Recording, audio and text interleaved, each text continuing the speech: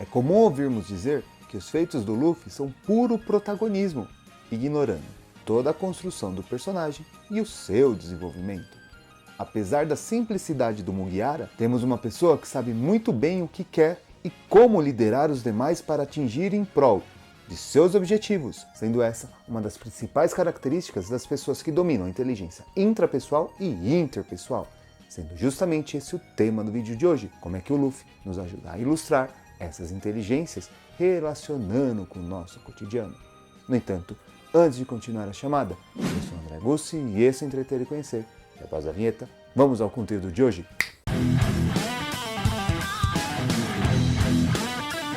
Como já dito na introdução, Eiichiro Oda capricha na criação de seus personagens, trazendo peculiaridades que nos ajudam a relacionar com o nosso dia a dia, mesmo sendo um universo de pura fantasia. Uma das coisas que mais me agrada em One Piece é que os protagonistas têm seus vícios e virtudes, ou seja, são dotados de coisas ruins e boas. E o principal, eles não são personagens que já sabem tudo e está tudo resolvido. No decorrer da trama, eles vão desenvolvendo as suas habilidades, favorecendo as suas conquistas. E é justamente essa a ideia de inteligência. Por quê? Muitos acham que a inteligência é inata, que já nasce conosco. E aqui em One Piece mostra justamente o contrário, que nós somos seres que vai aprendendo, vai aprimorando nossa inteligência e nossas habilidades conforme a vida, conforme as nossas necessidades e esforços. É comum a gente pensar em inteligência como algo único, como, por exemplo, pessoas que sabem fazer contas de matemática, jogar xadrez e tudo mais.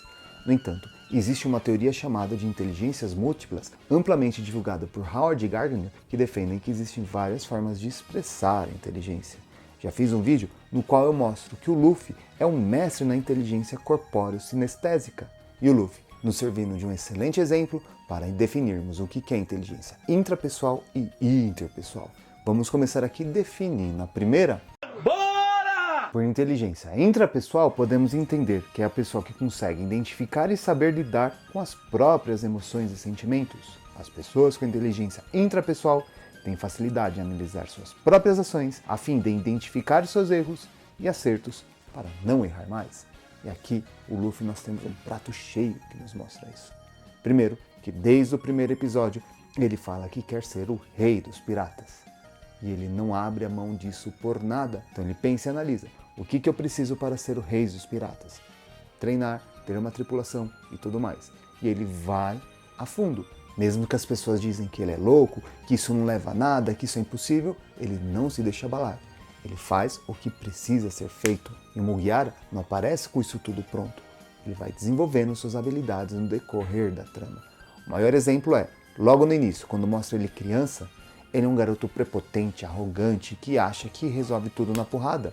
E o Shanks lhe dá a primeira lição, mostrando que nem sempre vale a pena comprar uma briga, só se for para defender algo muito importante ou uma pessoa de muito apreço. Lógico que o Shanks perdeu o braço ali para mostrar esse exemplo para o Luffy, isso daí sendo de forte impacto. Mas o interessante é, o Luffy percebeu isso e começou a ponderar suas atitudes.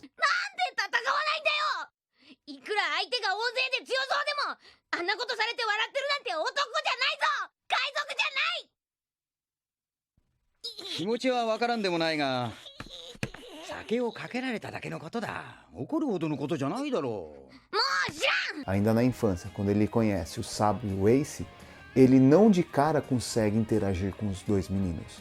Precisou de muito tempo, de muita persistência para ele entender como é que ele dá as relações sociais. E com o tempo ele foi se aprimorando, criando um laço de amizade tão forte com esses dois, que tanto que os três se tornaram irmãos, bebendo sake e tudo mais. Quando é que as coisas começam a ficar mais sérias? Quando aparentemente o Sabo morre.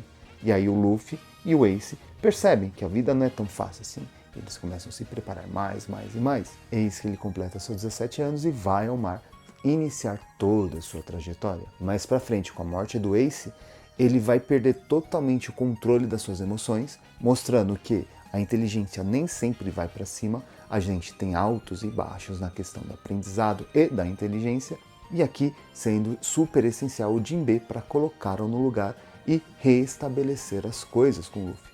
E ele fala, olha, morreu seu irmão, beleza, Só que você tem que lembrar que você tem seus companheiros que também são como irmãos para você. Então cabe a você querer perder só um irmão ou ir defender os demais e assim prosseguir no seu estudo, na sua evolução. E o Luffy ele se põe no lugar mais uma vez. E aqui entra a questão da inteligência interpessoal.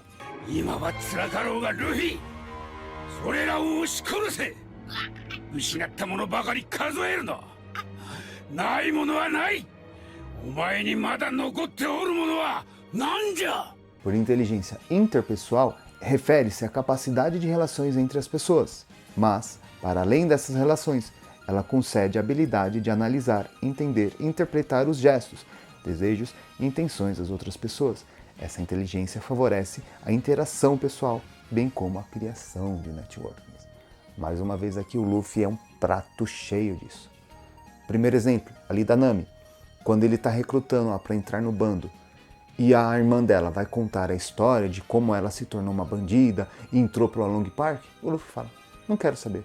Eu sei justamente o que ela está sentindo, o que ela precisa. Ele vai dar um rolê. E depois, quando ela está toda acabada, se esfaqueando o braço, ele simplesmente para e fala, olha, eu vou te ajudar. Confia em mim. Não precisa se preocupar. E aqui é um ponto interessante da liderança. Porque um verdadeiro líder não usa as demais pessoas para atingir somente o objetivo de uma pessoa, e sim um objetivo em comum. E um critério para a formação do bando do Luffy é: todo mundo tem seu sonho e vai ajudar o Luffy a conquistar o dele, assim como o Luffy ajudará a todo mundo conquistar o sonho deles. É uma via de mão dupla, aqui nesse ponto, sendo o Zoro um grande exemplo. Assim que ele entra no bando, ele fala, beleza, vou com você, mas o meu sonho é independente do seu e eu vou fazer o que for preciso para atingi-lo.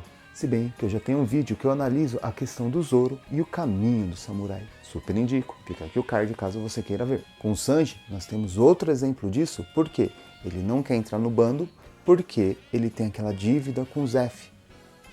E o Luffy respeita. Chega um momento e fala, beleza, você não quer entrar, eu preciso de um cozinheiro, você é bacana, gostei de você, mas você não quer, não quer. Fica aí que eu vou embora, tchau.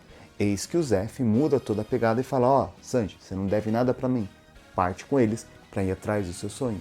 Então vejam, ele respeitou essa questão. E o mesmo se repetindo com a Robin, porque ela não queria entrar no bando para o governo não persegui-los devido a demônio de Ohara. E o que ele faz? Manda queimar a bandeira do governo comprando briga com ele. Dessa forma, a Robin não tendo problema em participar. E algo muito parecido acontece com Chopper, Frank, Brook, Jinbei e entre outros exemplos. E aqui, relacionando com a inteligência intrapessoal, o Luffy ele quer defender os seus companheiros. E isso que vai motivá-lo a treinar e ficar cada vez mais forte para fortalecer esse laço. Tanto quando ele encontra um líder que maltrata seus subordinados, ele fica super revoltado. O Kuro sendo um ótimo exemplo disso, quando ele vai soltar aquele poder que ele fica muito rápido, mas perde o controle acertando qualquer um, aí que o Luffy fica pé da vida, querendo mais um motivo para liquidar a fatura com esse inimigo.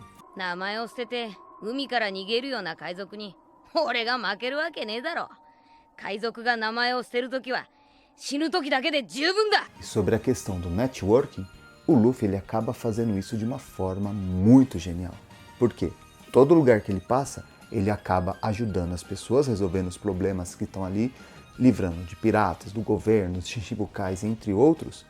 E sem perceber, ele está criando uma aliança muito forte. Pessoas que, com certeza, lá na frente, quando estourar uma grande guerra, irão ajudar e defender o Luffy. Por quê? Ele faz isso não por interesses próprios egoístas, e sim porque ele está indo atrás do objetivo dele, mas ele não aguenta ver as coisas erradas. E ele para de fazer o que está fazendo para resolver esse problema. Se bem que aqui tem uma característica do budismo que eu já fiz uma relação explicando essa ideia com Dragon Ball, que é a mesma que vale aqui para One Piece. E lógico, sem contar que o Luffy passa a ser um exemplo para os demais líderes. Basta ver o que ele ensinou para Vivi, Shirahoshi, o Momonosuke. Essas pessoas que têm um cargo de liderança importante mudaram sua perspectiva após encontrar o Luffy. Mas aí eu vou deixar para dedicar nesse assunto em outro vídeo, no qual eu listarei 6 mestres polêmicos dentro dos animes, e o Luffy é um deles. Você consegue enxergar o Luffy como um mestre, ensinando algo a outras pessoas? Mas a grande questão é, conseguiu entender o que é inteligência intrapessoal e interpessoal relacionando com as ações do Luffy? como é que isso pode trazer para o seu cotidiano? Que ensinamentos o Luffy pode trazer para aprimorarmos essa inteligência? E se você assistiu até aqui, muito provavelmente você curtiu o conteúdo, então não esqueça de largar aquele joinha maroto que é muito importante. E caso você queira ajudar o canal e fortalecer que eu traga mais vídeos como esse, deixarei a indicação do curso do Money Arts. É um curso de desenho totalmente online, onde você paga só uma vez e aprende a desenhar do básico ao médio avançado em poucos passos. Eu fiz e garanto. Qualquer dúvida, é só me chamar lá no direct que a gente conversa, hein? Então fica assim. Para terminar, eu queria agradecer a Lilian na ajuda e estrutura que ela dá com o canal como um todo. Muito obrigado. E lógico, não poderia deixar de agradecer a você que assistiu até aqui. Muito obrigado e até a próxima!